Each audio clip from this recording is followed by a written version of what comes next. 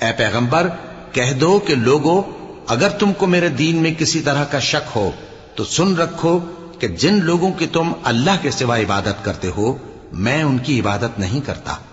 لیکن میں اس اللہ کی عبادت کرتا ہوں جو تمہاری روحیں قبض کر لیتا ہے، اور مجھ کو یہی حکم ہوا ہے کہ ایمان لانے والوں میں ہو جاؤں، اور یہ کہ اے نبی سب سے یکسو ہو کر دین اسلام کی پیروی کیے جاؤ اور مشرکوں میں ہرگز نہ ہونا،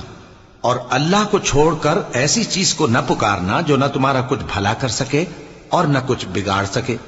اب اگر ایسا کرو گے تو ظالموں میں ہو جاؤ گے، اور اگر اللہ تم کو کوئی تکلیف پہنچائے تو اس کے سوا اس کا کوئی دور کرنے والا نہیں،